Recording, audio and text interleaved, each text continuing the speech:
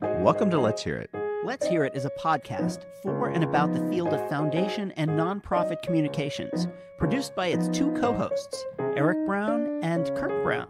No relation. Well said, Eric. And I'm Kirk. And I'm Eric. The podcast is sponsored by the College Futures Foundation, which envisions a California where post-secondary education advances equity and unlocks upward mobility now and for generations to come. To learn more, visit collegefutures.org. You can find Let's Hear It on any podcast subscription platform. You can find us online at letshearitcast.com.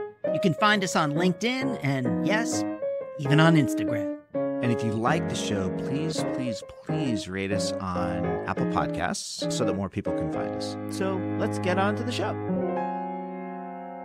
And we're back. Welcome in. It's another edition of Let's Hear It. You found us. We found you. We found each other. Mr. Brown, welcome. Findings. As long as we don't say learnings, I think findings are okay. We're going to say findings, and we're going to say thank you to today's guest and thank you to you for surfacing this conversation. And you know, let's step on it. Let's get there and step on it. Yeah. How about Ed Begley Jr.? Wow. I bet you when folks were thinking, oh, I wonder who's going to be on the podcast today. Maybe it'll be, I don't know, some foundation president. Nobody thought it was going to be Dr. Ehrlich from St. Elsewhere. I'm guessing. This is my surmise. Well, we're all famous by association because clearly you and Mr. Begley Jr. Go way back, as you've said. And in fact, you dated yourself, you dated us, you dated the world when you described how far back you go. But set this up. We all get to bask in the glory of real fame and celebrity today. So it's awesome. It's great. It's great to have it. It is possible that some of our listeners are not aware of the fact that I am a has-been. Now they know. Many, many, many, many years ago, when I was an actor, I did a movie with Ed Begley. I'm not telling anybody what it is. You're going to have to find out for yourself. It's not that hard. They have this amazing research device that almost everybody can avail themselves of. But we worked together a long time. He was a hilariously funny, phenomenally generous, incredibly kind and sweet, wonderful person to work with. And as we were kind of sitting around one day, I saw that Ed had a book out, and it just occurred to me that he is one of our, I would say, foremost celebrity environmental advocates. And I thought it might make a fun conversation to talk about his advocacy, how he thinks about it, how he communicates. And I would say for folks out there thinking about how do we tap into kind of legitimate, intelligent, well-spoken, good time celebrity to advance our causes. And let's call out to the Temple of Tranquility and step on it, exclamation point, Ed's memoir. And, you know, Ed's at this really interesting point in his career. He's, I think, too young to be writing a memoir, but actually the exact perfect age to be writing a memoir because he's got clearly a lot of incredible stories to draw on. And man, there's some name drops. There's some great name drops in this interview. But he's also really doing a lot and super involved, including just a week ago being at the Environmental Media Association Awards with his wife, his daughter, giving and receiving awards. And he's been, of as many things he's done, he's been a longstanding participant in the Environmental Media Association. So this is an incredible conversation. Eric, man, let's all rub shoulders with some celebrity. Let's listen to Ed Begley Jr. and let's hear it. And then we'll come back and talk. To the Temple of Interviews and step on it. Welcome to Let's Hear It. My guest today is the one and only Ed Begley Jr. Now, you may know Ed from St. Elsewhere and those great Christopher Guest movies, Spinal Tap, Best in Show. I like that one. Some of us secretly loved Transylvania 65000. But my guess is that almost everybody who thinks about Ed Begley Jr. thinks about his environmental activism. Also, by the way, Ed is the author of a new memoir called To the Temple of Tranquility and Step on It, which I really enjoyed. And I kind of recommend that you listen to it because Ed is the narrator, and who knows better how to narrate Ed's story than Ed. And as it happens, Ed and I go way back. So Ed, I'm just so delighted to have you on the show. Thank you so very much for coming and talking to us. We go back like Similac. We've been known each other since you were a very young person. I've known you a long time, Eric, and it was a delight to hear from you, by the way. So it's been, 44 years? Exactly. It's amazing. You're doing the Lord's work. I'm so impressed with what you're doing. We've been in communication a few times over the years, and I love hearing from you and seeing you. So right back at you, pal. You're doing important work, and thank you. Well, thank you, Ed. And let's just jump right in. I think you're known as Hollywood's probably most ardent and enthusiastic environmentalist. Can you point to a moment when you kind of realized you were different from the other children? Yeah, it started in 1970 with the first Earth Day, you know. I heard they were going to do something to honor the earth and all the many natural systems that we depend on, to value them and revere them and celebrate them. So I took part in that. But then I also was smart enough for once in my life to ask them what they're going to do the other 364 days. I know this is a wonderful day, April 22nd. What are we doing the 23rd and the 24th and going forward? I said, well, we're going to clean up the air. We're going to clean up the water. I went, okay. Sign me the hell up, because I lived in LA at that point, did most of my life, and I knew the horrible choking smog that I dealt with every day. I'm not an asthmatic, Eric, but I breathe like this a lot of my young life, just trying to sit on a little bench outside school because you couldn't go outside and play. But to just sit there, you know, you had trouble breathing. It hurt your lungs to breathe. It was very, very bad. You couldn't see the mountains in any direction. It was a valley, the San Fernando Valley. You couldn't see any of the mountains, the Santa Monica Mountains, the Simi Hills, the Verdugo Hills. Couldn't see any of it because there was smog that was killing us. So they said, we're going to clean up the air. I also knew that they said they're going to clean up the water. I knew we needed help in that area too, because I'd seen the horrible Santa Barbara oil spill, what that did off the Southern California coast, and that was terrible. And further away from us was the Cuyahoga River near Cleveland catching fire. I went, hold on. If rivers are catching fire because there's so much toxic chemistry sitting on the surface of the water, we're in big trouble. That's a sign. That's like an omen of the apocalypse. You know, it's a sign of bad things when rivers catch fire. Conjures up the river Styx or something, or Hades. So I set about doing stuff, and I was a broken, struggling actor, so I couldn't afford any big ticket items, but I did what I could, and we saw a difference, not from me, but from what everybody did together. We saw a difference. Even though we have 4 times the cars in LA for 1970 and millions more people, we have a fraction of the smog. We've done that. We've all done that together.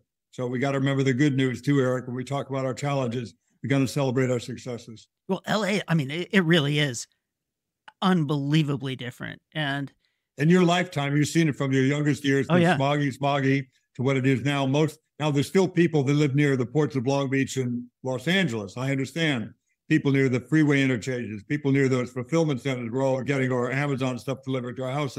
There's horrible diesel pollution near there. They're getting the worst of it, these people. We got to take care of them. We're not done. We got work to do. And then we can go on and do a lot more, because the stuff we're doing to combat this pollution in LA and other Houston areas, Bakersfield areas, it's going to help with climate change. You get a twofer. So you get a threefer. Hold on. You get a threefer. I just realized those are going to cut down on imported oil. You get a threefer. Sorry, go ahead.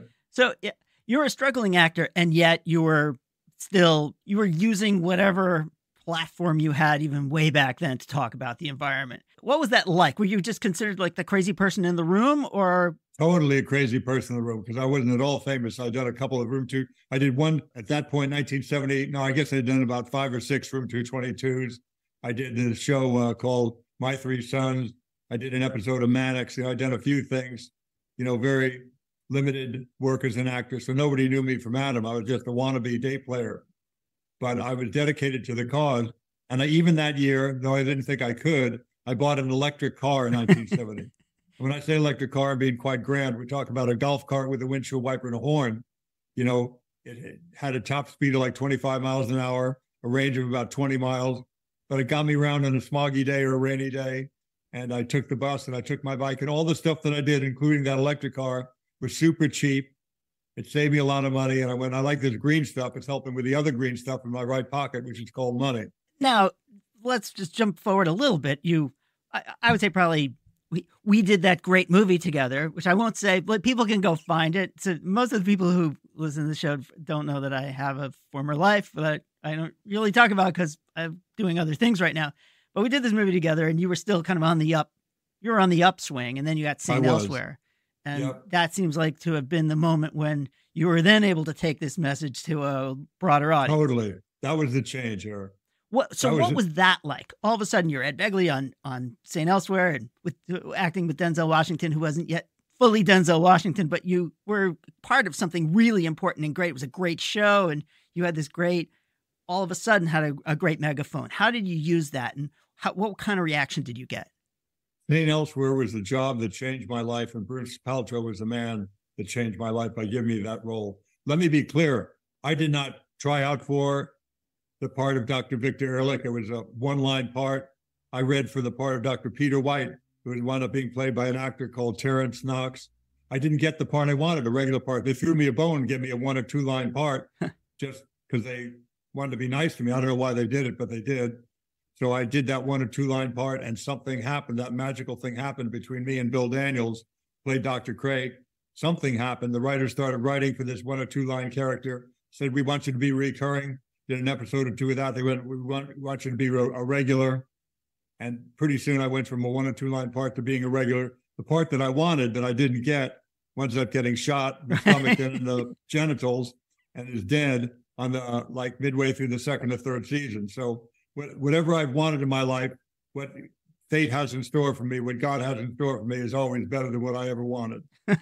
So now by the way, I was on an NBC show at the same time. In your book, you talk about getting the little Sony Watchman as a gift. Right. I had one of those. I think I got one too. Fantastic. I don't have it anymore. Wasn't that a great gift? It was a great gift. A little TV, folks, you could hold in your hand. They didn't have such things back then.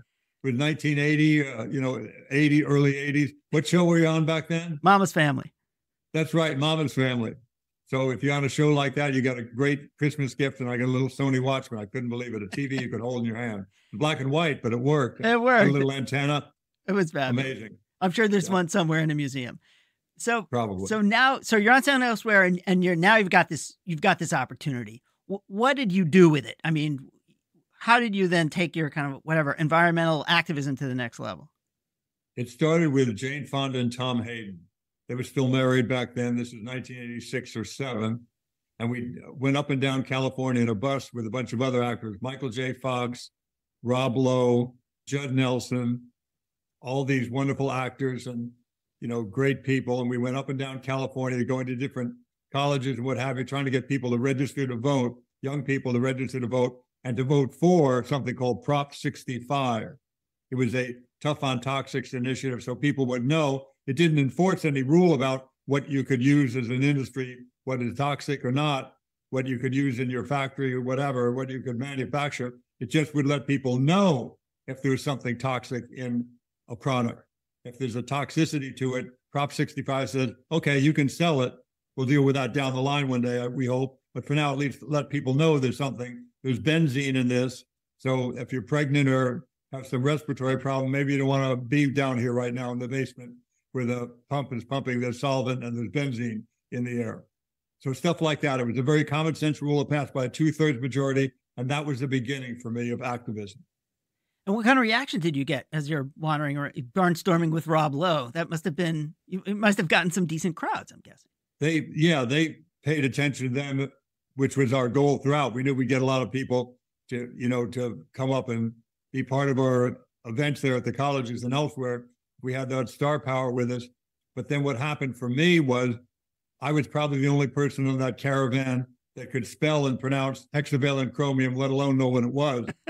So I started talking about some of the toxicity and things that we encounter every day, some of the hazardous waste sites we all had to deal with, Love Canal kinds of things and other places like that. And so in Casmalia, that toxic waste nightmare there. And in talking about it, I suddenly was asked to be on the board of, this organization or that. And my activism started really because of that caravan in 1987. I was active in what I did in my personal life, but I was never at a mic. Who would want to listen to me? I'm Dr. Ehrlich from St. Elsewhere, not a real doctor. But after that, then I got active. I was I just fell into it, really. But it matters. I mean, we are all fascinated by celebrity. And now, of course, folks are celebrities who haven't done anything at all. They're the so-called influencer or creators, as they call them now, are just folks who just sort of show up and say stuff and people follow them. What is it about our celebrity culture that allows you to tap into something that the think tanks and the policy people and, yes, the foundations and the big nonprofits somehow haven't tapped into? And is there a way to kind of bring that together to create more power or outcomes? There's a bad aspect to it that can occur. It doesn't have to, but it can occur, and it has occurred many times, which is someone, just because they're famous, decides that they're an expert in something, scientific or otherwise, and they don't have any real expertise, let alone much knowledge about, let alone they didn't even read an article about it. Sometimes people who are sometimes ill-informed go out and, because of the celebrity, get involved in things that is beyond their pay grade. I try to always, when I talked about anything, hexavalent chromium or anything, PCBs, you name it, talk to people with the letters PhD after their name and peer-reviewed studies, Science Magazine, Nature Magazine, things where, peer-reviewed articles are published or what have you, deal with the best people.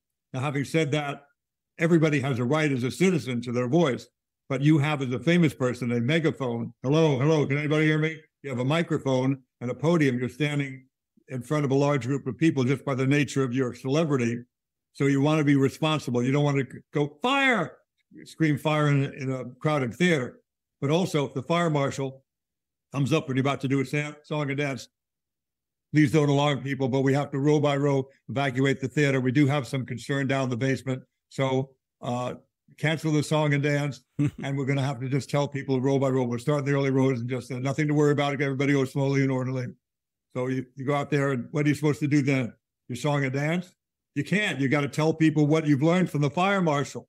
The fire marshal are the guys with the PhD and the women with the PhD, the people from the Union of Concerned Scientists, the people who are peer-reviewed studies and who publish peer-reviewed studies in Science and Nature magazine. If you've heard the information from them about climate change or, ozone depletion, whatever it is that's your thing back in the 80s and 90s or beyond, whatever you're passionate about, air pollution in Los Angeles, I know a fair amount about it because I work with so many people who have a doctorate in these matters, and they're very knowledgeable, and I pick the best people, people that are known for it for all the right reasons. So that's what you have to do. You have a right to say anything, celebrity or no, but you've got a big megaphone and a big microphone. Get your facts straight and go out there. And the one thing you shouldn't do is just, shut up and do your song and dance. That's what we paid you for. You're a celebrity. Shut up and do your song and dance. You can't do that. You've heard. You've been informed by people who have knowledge.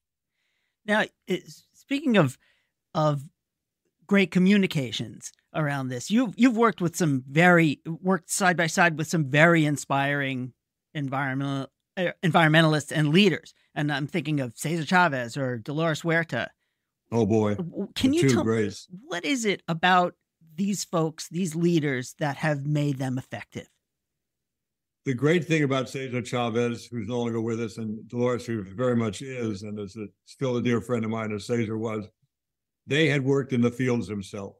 They knew very well. And they were not like some other big union leaders you can name from the past, trying to line their own pockets and some of them understandably, trying to make their families very comfortable and what have you. Cesar never made much money in his whole life. Dolores is not a woman of wealth at all. Their wealth is the people that they have helped. Millions of people that Cesar has helped by finally having, latrines in the fields and drinking water in the fields and some shade and some breaks and something for the people that are putting food on our tables. The farmers are part of that too. The people who own the farms, of course, we thank them too for their wonderful work in starting a farm, but also the people that pick the food. They have a very important role. The people that do all that hard work in the fields, you want to have good conditions for them and you want to value them too. So that's what they did. And Cesar had studied the works of Gandhi and Dr. King, what have you, and he did everything nonviolently. Many of his fasts were not to try to get them to stop eating grapes or eating lettuce, no lechuga, no uvas. Everybody thought that's what it was about, and sometimes it was, but often it was about nonviolence. We can't retaliate. They're hitting us over the head, killing some of our people on the picket line, but you can't retaliate with violence too. It was nonviolence that he preached. That's often why he did his fast, and it made it all the more powerful. What a legacy he leaves. And Dolores Huerta as well has been such an inspiration. Day. And she's been injured badly by her for expressing her beliefs. They've clubbed her, police billy clubs and what have you. She had internal injuries, and she's constantly struggles with staying healthy because of what's happened to her by just talking about what's fair and right for the workers out there in the fields. She's an amazing lady.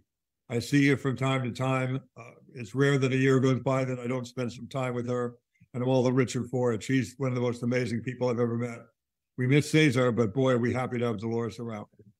Well, now we're going to take a very quick break, and we'll be back in the second half with Ed Begley Jr.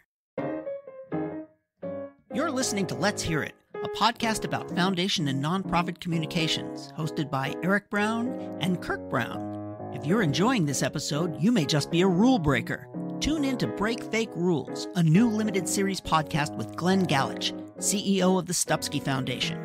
Hear from leaders in philanthropy, nonprofits, government, media, and more to learn about challenges they've overcome by breaking fake rules and which rules we should commit to breaking together. Check them out wherever you get your podcasts. And we are back with Ed Begley Jr. I have to tell you, so much fun and delightful to see you and to talk to you, Ed. Thanks again. I'm loving this. Right back at you, buddy. And thank you for bringing up Cesar Chavez, Dolores Huerta. You know, I never met Dr. King. I never met Gandhi. I never met Mother Teresa, but he was a man of that ilk, and Dolores is a woman of that ilk. When Cesar passed, 35,000 people turned out for that memorial. I had the sadness and the honor of carrying his coffin through the streets of Delano. So the work continues and his legacy continues, and bless you for remembering him. Well, the passion for this work is obvious with you. And you're one of those people who has really helped people understand how individual action matters. Now, by contrast, a lot of the foundation folks, and some of you are listening, and nonprofit folks have focused on larger things like policy change and cap and trade and carbon taxes and other things. And some of them say, personal responsibility is too granular. It's too singular. It's not going to work. How have you managed, or how have you understood how to bring those two things together, in which you get individuals to understand their own role in things, pushing towards some kind of larger policy shift or social shift? You know, I've always practiced personal responsibility, doing things in my own life that I knew would help, end the pollution in the LA area. I've tried to take that action. That's important, but I gave people the wrong impression. I knew there was more to it than that, but I didn't voice that. Now I take care to voice it every time. That's just, you want a tripod, but you've only got one leg, things are going to fall over. The tripod is personal action is one thing, corporate responsibility is the second, and the third is good legislation. We never would have gotten anything done with the pollution in LA if it was just me riding my bike and taking the bus and riding that little electric car. Nothing would have happened. But we had corporations that made cleaner power plants. We had laws that dictated it. The Clean Air Act, signed by Richard Nixon, is what happened, how we clean up the air in LA, combined with corporations making cleaner cars and cleaner power plants and all the other stuff, big and small, that has cleaned up the air since 1970. So it's those three things. You can't stand on just one leg without a crutch or two, or some help. So you need all three. It'll have to be of equal strength and weight, or you're not going to get anything done. Personal action gives you the credibility to say, come on, corporation, do it. We want to buy electric cars. I've been driving them since 1970. Make some damn electric cars. And they do it. And there's laws, there's a mandate to make them do it. And there's additional laws to give them some funding from the Biden administration, for instance, now for the charging infrastructure. There's ways, all legs are connected in a tripod. You have to have all three. They got to be connected, and they are. And that's how we've accomplished anything. A couple of years ago, you did this funny and wonderful and really charming show called Living with Ed, which kind of highlighted your efforts, among other things, to live a sustainable life and also try to live a sustainable marriage. That's a show that went out to folks who are not your normal audience, I'm guessing, not environmentalists. It kind of crossed across. What did you hear back from the so-called the real world, the flyover states, all those folks who are not necessarily exposed to this kind of way of thinking?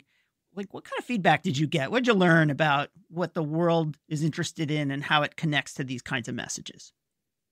I didn't want to do a reality show at all. My wife, finally just wore me down. She wanted to do it, so I finally agreed to that. And then when I saw the sizzle reel before we ever shot a full show, I went, oh my God, this really has potential, because it was funny and charming. And most importantly, I could see that it was going to engage people. And sure enough, it happened. We did it 2 years on Home and Garden, 1 year on Planet Green. And I got so many emails from people and letters from people, and people in the street would stop me and say, I bought one of those solar ovens. You know what I like about it? You put the pot on it, doesn't tip over because that little gimbal mount on it. You can see the temperature right in the window. You go, holy Christ, this guy isn't just some guy wants an autograph trying to make stuff up. I bought one of your solar ovens and I love it. You know, he was like, detail. You go, holy Christ, he actually did buy a solar oven. I got one of those rain barrels in front of my downspout, Ed, and I love how you put that screen and the mosquitoes can't get past that screen. And the little spigot's down at the bottom, so it flows out easy to my garden. Thank you. So millions of people watched that show, and millions of people did something green. And the promise was, I delivered on my promise, which is if you buy this cheap and easy stuff first, if you pick the low-hanging fruit first, rain barrel, solar oven, thermostat, you know, energy-saving thermostat, energy-efficient light bulbs, bike riding if weather and fitness permit, public transportation if it's available near you. All that stuff I promised would save money, of course, did save the money. So I got great response from all the supposed flyover states, you know, all the people that wouldn't be inclined to want to hear anything I would say. But I talked about fiscal responsibility. I correctly, rightly credited my wonderful Republican father for starting me on this path. You know, he was the son of Irish immigrants. He had lived through the Great Depression. You know, we turn off the lights, we turn off the water, we save tin foil, we save string. You know, he really didn't use the word environmentalist, but he was one. Great man. We need more of that now, reaching across the aisle. Well, that raises a good point, which is the environmental movement falling short on this regard? You should think that anybody who cares, for example, if you're a farmer or a rancher, you know that the climate is changing because you are so connected to the earth. Right. And you know we have to deal with it, and you have to understand that you're going to have to make decisions in order to deal with it. So to the extent that this message isn't landing with a broad, swath of the population, where do you think that the environmental movement, it's a big word, and I know that you're associated with a lot of the organizations in it, can do better? We have to get our messaging better, though I think it's pretty good. We certainly preached the financial sense of doing a lot of this stuff. We talked about how, for people who are people of belief, how it's protecting God's creation.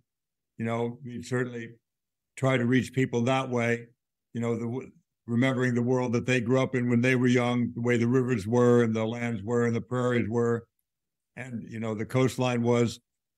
And so we can reach people in that way, and we have to, because otherwise nothing's going to happen. We have a point in time that's occurring now where people don't believe things that were just a decade or so ago were accepted as fact. You'd say something about climate change or sea ice, thickness. People go, okay, because I can't make it up to look at the sea ice in Greenland, but I trust somebody that does go there with a doctorate and a good study, some credible, National Geographic funding behind it, or a good university. You go, well, people now go, I don't believe it.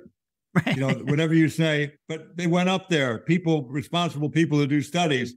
Does everybody have to travel to Greenland to see and measure themselves with a tape, the thickness of the ice, have people getting killed on the glaciers?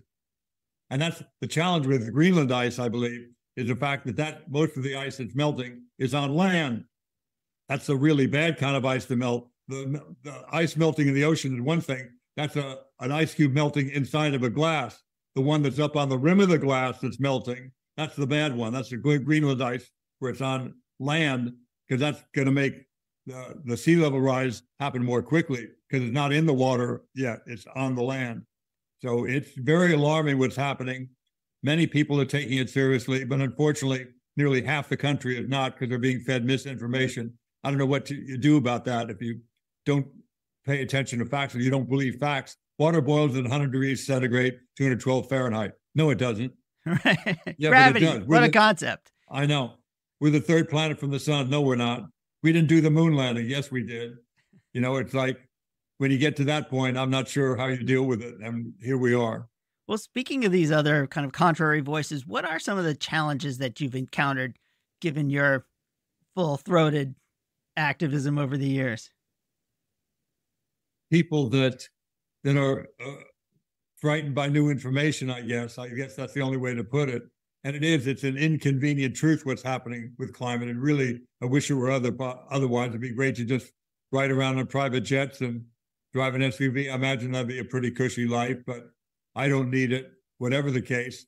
But it's unfortunate. We have to find some way to get through to people. You'd think now with all the we've always had wildfires, but the regularity of wildfires, the intensity of wildfires is different. Anybody with any degree or any knowledge of it will tell you that's the case. Like you said earlier, the farmers know what's really happening with wildfires and with precipitation and with temperature and all those things. So they have to deal with it.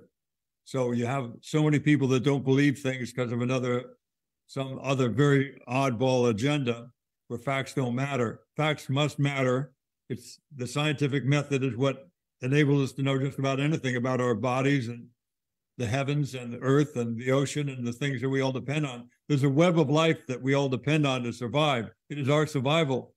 You know, the earth is going to be just fine. We got to save the earth. We don't have to save the earth. The earth's going to be just fine. You know, but we have to save ourselves. And there's a web of life. And how many rivets, as Paul Ehrlich said wisely, how many rivets can you lose from an airplane before it ceases to fly? I would always guess it'd be like 20 some odd, what I used to say in my speeches. Now we know it's only 4.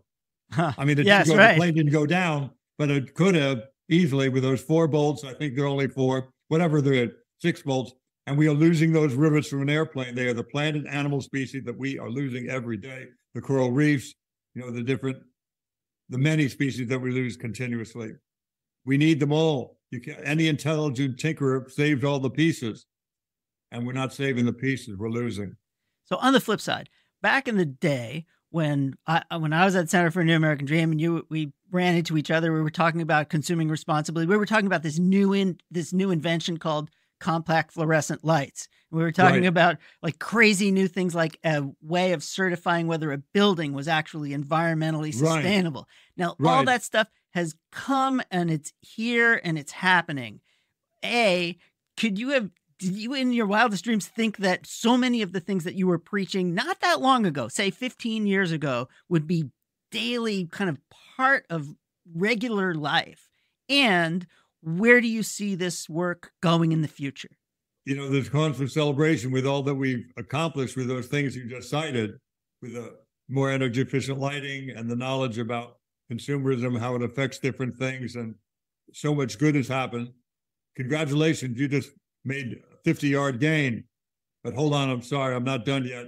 Move back 55 yards because we now have something, a certain cable network I will not name, that says things regularly that aren't so or are not verified or put it any way that you want. You know, you have people getting misinformation from media, and it makes it hard to get people motivated when they believe things that are not true. As we close out, what gives you hope for the future? What gets you up in the morning and picking your organic garden in the front of the house and so on? What gets you out of bed, and what makes you think that we're on the right track or that we can be? The knowledge that we clean up there in LA for the most part, the knowledge the Cuyahoga River does not catch fire, the knowledge that the Hudson River has been cleaned up to a large extent from the horrible pollution in the 60s and 70s, that knowledge, and also knowing that we can, you know, we've come so far and we can go even further. The things that we did to clean up there in LA can be used to combat climate change. I know there's a lot of responsibility with what we have to do, but I get up in the morning buoyed by what we have done. And I think we can do more. There's so much left.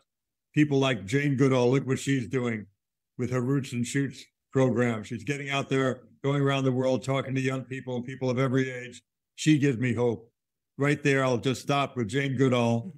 No, I can't stop with Jane Goodall. I got to remember Barute Galdikas, too, working with the orangutans. They're in Borneo. And Jane working with the chimpanzees and all these wonderful people who I so revere. And Dolores Huerta is still doing it. These women, Vandana Shiva, these great women who are out there carrying the message of sustainability, that gives me hope. Well, actually, we had a guest on recently named Anat Shankar Osorio, who's a great message. I call her the Frank Luntz of the left. And she calls this approach that you just articulated, we did, we can, we will. So we did something, it proves that we can do it, and we will do it some more. And creating this notion of inevitability of the future, of a better future, is something that can inspire people and drive them forward. And I can think of nobody who's a greater proponent of that and then just a living embodiment of a great career and a life devoted to something, to making life better for others than you, Ed. And I just deeply appreciate your work and who you are and your just joyful exuberance. And I'm very, very grateful. Oh, and your book, To the Temple of Tranquility and Step on It, which is a terrific memoir of a fabulous life that you're forging forward, and a wonderful way to communicate that message as well about how to live and what you've learned. So thank you. And laughter is a great elixir. I find it's a great way to make yourself feel better. And so we can't just laugh and not take any action, but take the action, but make sure you have a good laugh or two as well. And the book is filled with laughs. So enjoy. Well, thank you again, Ed Begley Jr. Thank you so much, Eric. And we're back. There it is. We're famous. That's it. That's all 15 minutes. That's it. We got to listen to Ed Begley Jr. It's great. It's great. So I listened to Ed's book, and he narrates his book, which is really fun and entertaining, and an incredible ride through Hollywood in the 70s, 80s, 90s, and now. And it just occurs to me that I am now 2 degrees of separation from, and we didn't talk about this in our conversation, but Marlon Brando, Jack Nicholson, and get this, one day he hangs out in Chatsworth with this weird bunch of folks. Turns out the Manson fan. Oh my God. So this is not, I don't take any pride in these degrees of separation, but all this is to say that Ed has been around. He's seen a lot of stuff, and he has derived from all of these experiences a deep connection with the environment, with people, with justice, and with using his platform to try and make a difference. And I salute him for that. And as you can tell, he's full of ideas. He's really highly engaged, super duper fun guy. Well, and said a bunch of important stuff to you, including let's celebrate our successes, because Ed gets started in, by the way, Ed's IMDb, go check it out. It's hundreds. It's hundreds of things. And we're going to have to there's so many different little avenues we got to go down. We're going to have to talk about what television is, what it meant to have a major, a top 40 ranked TV show for 6 or 8 years. But Ed talks about success. Let's talk about where we've come from and what the successes we've seen. And, Ed got started doing this work in the 70s in Los Angeles and talked about, watching rivers catch fire. That was part of my awakening. But I have to say, Eric, okay, so let's do this because we'll talk about the substantive part of this in Ed's long career in environmental activism. But you got to famously say to Ed, we go way back. And all of a sudden, it's 2 showbiz dudes talking about being in the business back in the day. So I've always wondered, so how does that work? Like, what do you mean, how's it work? He's like, this is my show. And then you're like, well, this is my show. You're on Mama's Family. He's on St. Elsewhere. So what's happening? Are people like rubbing shoulders in the back lot? You're like in your little celebrity trailers. You're like, hey, come over for hors d'oeuvres. How do you even develop friendships and relationships in what I think is one of the most cutthroat, hardcore industries in the history of, the world, which is the LA entertainment scene? So how does that happen? How do you become friends with somebody? I think that's not true. I think that the mob is probably more cutthroat. That's my feeling. Okay. Second only to the mob. I'll take it. That's great. Mob is definitely more cutthroat. About right. Sounds about right. Right. You just try to sabotage each other's audition. You don't try to actually, bury them in cement galoshes. Right. You have probably trench warfare in Europe circa 1917, 15, 16. You've got the mob, and then you've got the Los Angeles entertainment scene. Well, really I don't know. You just sort of run into folks, and there are these gatherings of people who we were on the same network. So NBC would throw these gatherings and you'd get together and you'd see people, and I don't know, you play in whatever you play in like D-list celebrity golf tournaments and tennis tournaments and things like that. I once was in a paddleball tournament. I mean, that's, how it went. Wow. Anyway, you kind of run into people, and I knew Ed from the movie, and then we would run into each other. Gotcha. So you'd see each other around. So you're on TV, Ed is on TV. We also have to talk about this because I think this is actually a really important part of his journey as an activist that we kind of didn't get into too much. But what did it mean to be on a major network television station on a regular show in the 80s? And let's remember, while we've dated ourselves successfully in terms of our participation on this podcast, we also know we've got a lot of people now that listen to this that actually don't know what that was, to have 3 options. And have tens of millions of people every night gathering to one television screen, and to be touching anything that was part of the popular consciousness in that way was life-changing, as it was for Ed. And he talked about that when he got the opportunity to be on St. Elsewhere. So level set around that, because again, this is part of our, we're going to shoot this one into the universe. So it'll permanently archive this recollection of what it was to be, on a major network television show in the United States in the 80s, in the 90s, in the 70s. That's a seminal period of time, and it's gone. We're not going to have it back. So now, what was that? Well, what was in that the like? day, I mean, I was on a middling show. It got middling ratings. We were 15. Mama's Family. We were 15th to 25th or whatever for most of the time. And that meant that 25 million people were watching you every Saturday night. I mean, and this is what I want to say. What you just said is I was on a middling show. We were 15 to 25.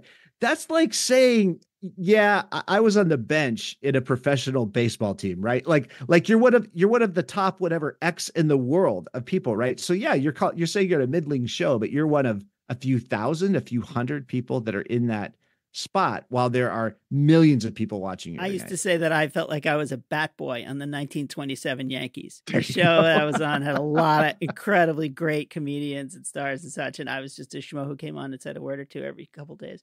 But the idea was that the show was seen by 20, 30, some odd million people, and we were kind of meh. We were, in the middle of the pack. So television was a completely different experience, and I think this is what you're getting at, because I'm really getting tired of talking about my acting career, is that you had a platform and a place to use that platform. And that's what Ed did. And as Ed had mentioned, do you like how I segued out of that? I thought that was very clever. Yeah. Nice move. As Ed had mentioned, that even when he was just a schmo himself, with a bunch of Room 222 guest spots in his back pocket, he was an advocate for the environment. He had an electric car. He was talking about this stuff. And that was who he was. And then as his celebrity increased, the opportunity he had to tell that story increased. And one more thing that he talks about, and I think this is really important, he actually does his homework. He knows what he's talking about, and he won't advocate for something that isn't true.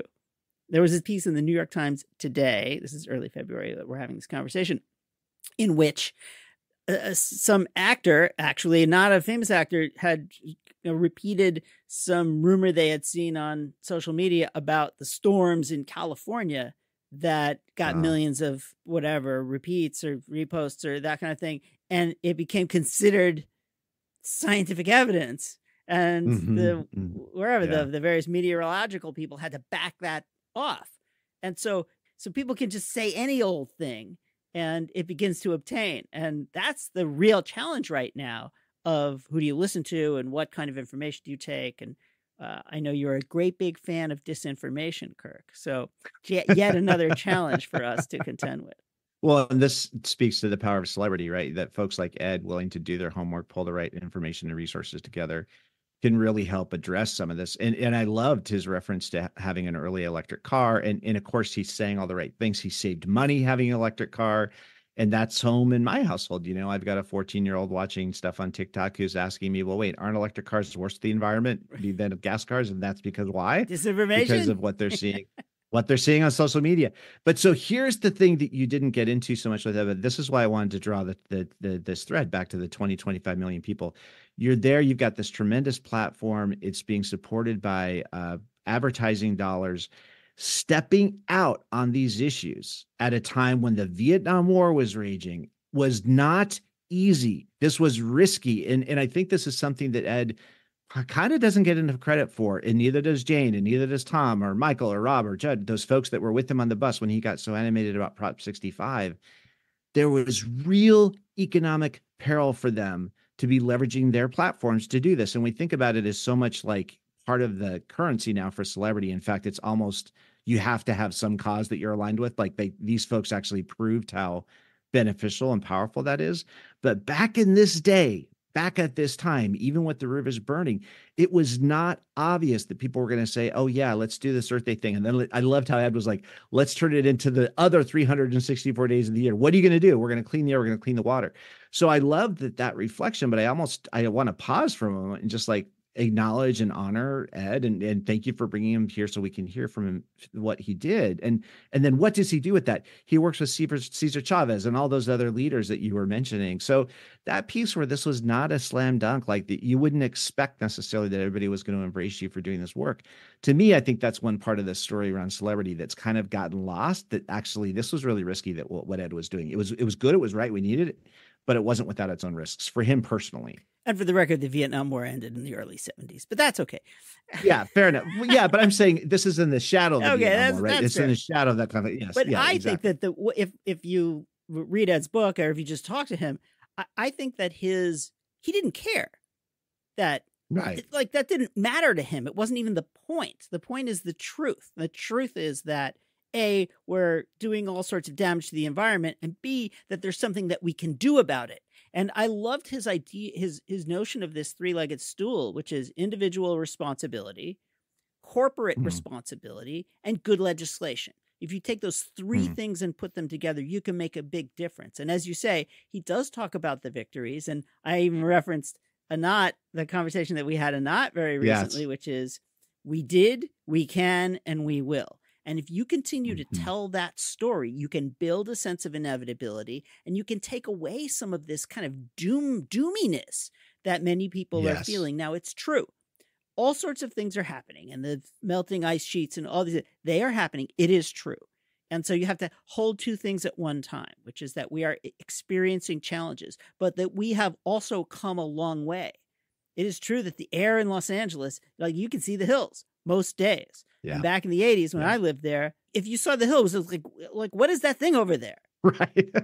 And that's just air quality. But there are so many other things. And this notion of the fact that I have an electric car that was cheaper than the gas car, those are huge, huge benefits. And that I have solar panels on my house that will power that car forevermore is something that I think we all knew was possible once, but it never felt like it was terribly available to us. And so things are changing, and those are small things, but you put them all together and we actually can make a difference. Another very important point that Ed mentioned was basically that it's not the nature that's the big problem. It's the humans in it we're the ones in peril.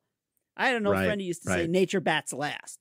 I think that's exactly true. I mean, it'll be a different nature, but it'll still be nature, and the people will be gone, and that'll be that. Have a nice day. So, we have a responsibility to ourselves in order to turn this around and to make the future one that we want to live in, or that we want our kids or our kids' kids to live in. And that's the challenge, but it is achievable. And I think that's his very kind of funny and homespun in many ways message, is that we did, we can, we will. But it's the natural communicator in him, right? And this is the thing about that genius celebrity, that actor, that he knows how to connect in a really persuasive way. And so, from the very beginning, he starts talking about his electric vehicle, and he's saving money, right? He's talking. I loved his thing about, one of our biggest challenges is working with people that are frightened by information. And we're literally in a world where people will point to a pot of boiling water and say, water doesn't boil, and it's like that's what it means to not say science is real. It's like you're pointing at the boiling water and saying, actually, that's not true. That's not happening, even though it's right in front of you.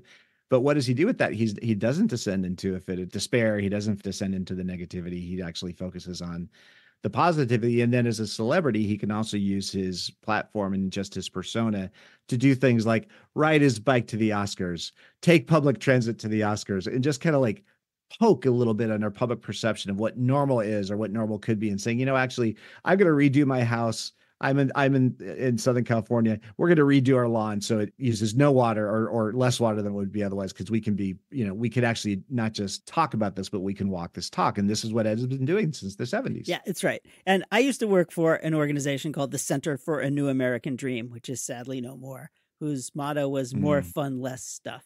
And I used to spend a lot of time talking to reporters, kind of jokingly and a little self-deprecatingly, telling them that, hey, look, we're not the people who are telling you to knit sweaters out of old mop heads. We're just telling you that by changing the way you consume, you can improve your quality of life and protect the environment. And so that message was so highly aligned with what Ed is talking about. And, 15 or 20 years later, so many of the things that we had been talking about have come to pass. and that the world has changed, and how we consume has changed, and how we think about consumption has changed. Not to say that there are not still things to do. I'm not naive, but we are capable of this. And that's one of the most important things that Ed communicates so well, so in such a lively way and a positive kind of fun way. He's even funnier. He was entertaining in our conversation. He is a flat out laugh riot when he's not trying to help you understand about the environment. So Ed gives us hope. He gives us optimism. He gives us a very kind of down to earth way to think about this stuff. It's very authentic. It's grounded in the evidence. It's all the stuff that we care and love about. And that sort of irony, that sort of turn of wit that he brings, like, to the Temple of Tranquility and step on it. This is his memoir, aptly named, so that sort of ironic self-reflection of what do we do and how this is going. I have to say, man, Eric, that was great. And I had no idea. See, this is the problem of you hanging around with me. I just had no idea, like, what incredible people are in your life. Never asked. I'm like, you didn't say, are you all friends with Ed Begley Jr.? If you had said, I would have said yes. It never came up. And that was awesome. When he was like, it was really nice to hear from you, Eric. And I will say too, his comment around being genuinely supportive of and moved by the work that you've done with your career since you left acting. That's a fair thing he's had to say. And it was really cool to hear him say that. It was nice of him. Because this is what we need to do. We need to acknowledge and respect each other for this hard work we're doing, because it's too often it's unseen. Too often it's invisible to others. And so that was really My cool. mother still thinks I've made a horrible mistake, but since she doesn't listen to the podcast, I feel safe in saying this. Well, all due respect to Eric's mother, I think you made some good life choices, Eric. And one of them was bringing Ed Begley Jr. on to Let's Hear It. Ed, man, thank you for everything you've done. That was so exciting to hear. And again, we are all in the glow of your celebrity. And thank you for hanging out with us. Eric, that was really awesome. Well, yeah, Ed, one of the most generous, gracious, kind, loving, lovely people you will ever have the pleasure of meeting. What you heard there is what you get. He is a great, great guy. Thank you, Ed. And thanks, everybody, for listening. We'll see you next time on Let's Hear It. Thank you. Okay, everybody, that's it for this episode. Please let us know if you have any thoughts about what you heard today or people we should have on this show, and that definitely includes yourself. And we'd like to thank our indefatigable producer, Harper Brown, John Ali, the tuneful and inspiring composer of our theme music, our sponsor, the Lumina Foundation. And please check out Lumina's terrific podcast, Today's Students, Tomorrow's Talent, and you can find that at luminafoundation.org. We certainly thank today's guest, and of course, all of you. And most importantly, thank you, Mr. Brown. Oh, no. Thank you, Mr. Brown. Okay, everybody. Till next time.